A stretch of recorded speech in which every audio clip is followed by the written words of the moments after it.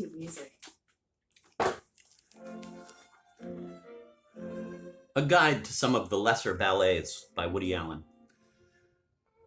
Dimitri. The ballet opens at a carnival. There are refreshments and rides. Many people in gaily colored costumes dance and laugh to the accompaniment of flutes and woodwinds, while the trombones play in a minor key to suggest that soon the refreshments will run out and everybody will be dead.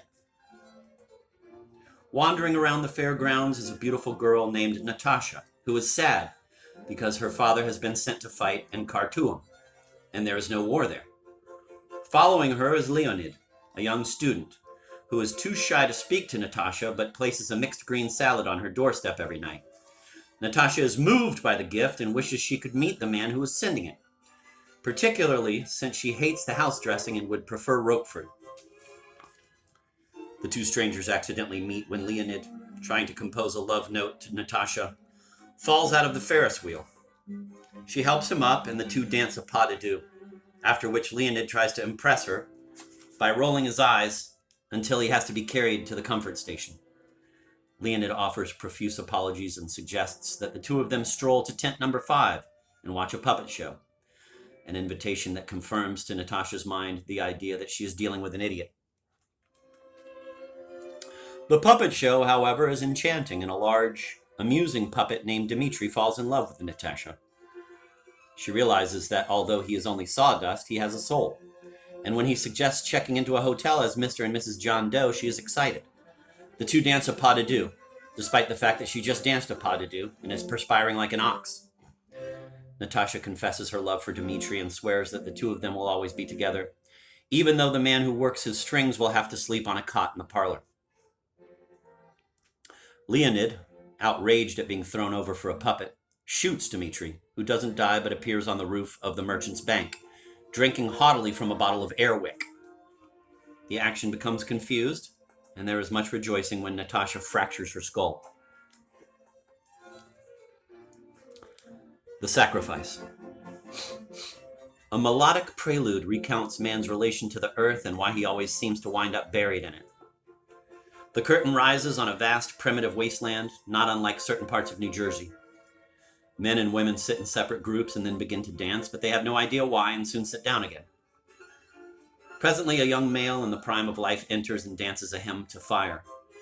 Suddenly, it is discovered he is on fire, and after being put out, he slinks off. Now the stage becomes dark and man challenges nature, a stirring encounter during which nature is bitten on the hip, with the result that for the next 6 months, the temperature never rises above 13 degrees. Scene 2 opens and spring still has not come, although it is late August and no one is quite sure when to set the clocks ahead.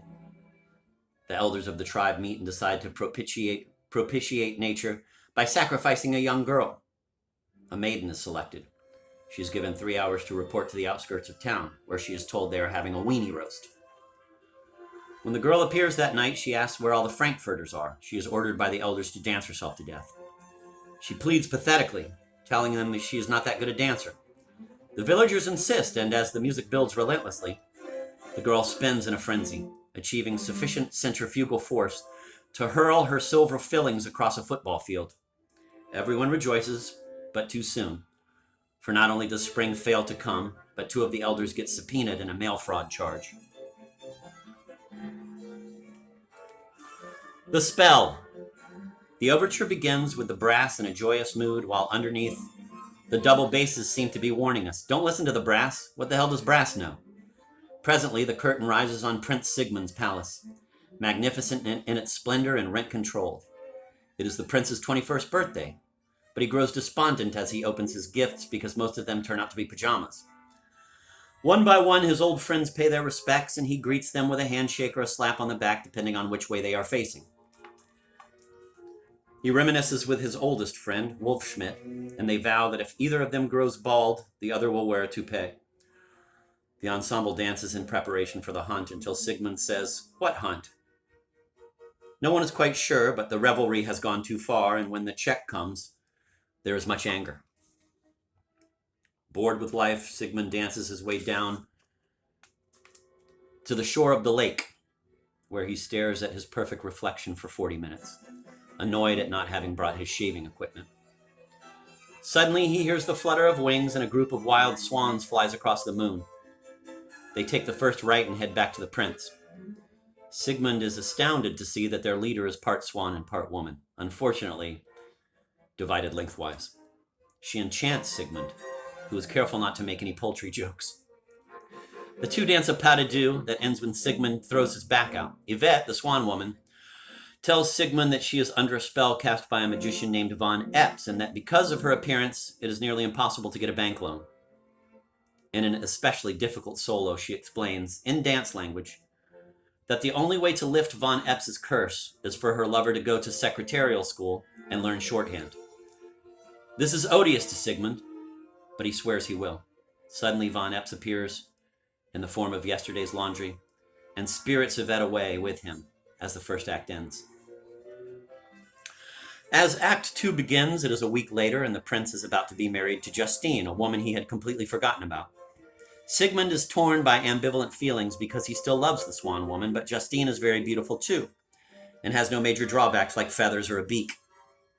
Justine dances seductively around Sigmund, who seems to be debating whether to go through with the marriage or find Yvette and see if the doctors can come up with anything. Cymbals crash and Von Epps, the magician, enters. Actually, he was not invited to the wedding, but he promises not to eat much. Furious, Sigmund pulls his sword and stabs Von Epps through the heart. This casts a pall on the party, and Sigmund's mother commands the chef to wait a few minutes before bringing out the roast beef.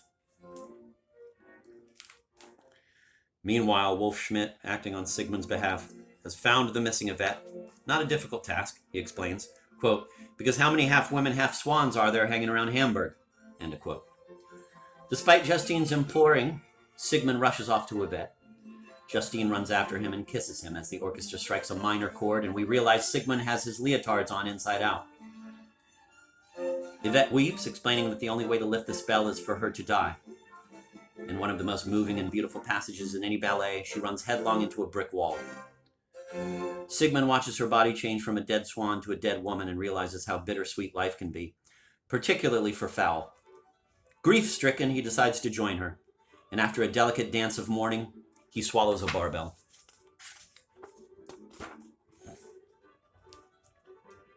The Predators. This celebrated electronic ballet is perhaps the most dramatic of all modern dances. It begins with an overture of contemporary sounds, street noises, ticking clocks, a dwarf playing hora staccato on a comb and tissue paper. The curtain then rises on a blank stage.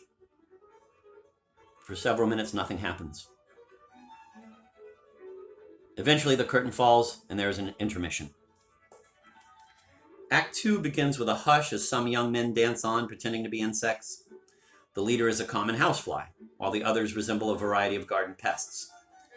They move sinuously to the dissonant music, in search of an immense buttered roll, which gradually appears in the background.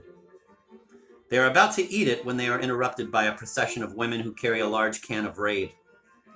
Panic-stricken, the males try to escape, but they are put into metal cages, with nothing to read. The women dance orgiastically around the cages, preparing to devour the males the minute they can find some soy sauce.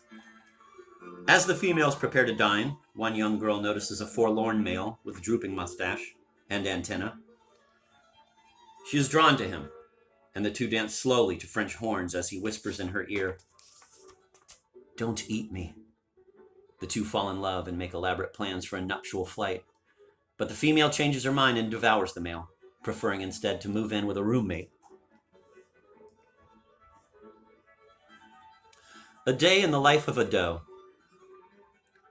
Unbearably lovely music is heard as the curtain rises and we see the woods on a summer afternoon. A fawn dances and nibbles slowly at some leaves. He drifts lazily through the soft foliage. Soon he starts coughing and drops dead.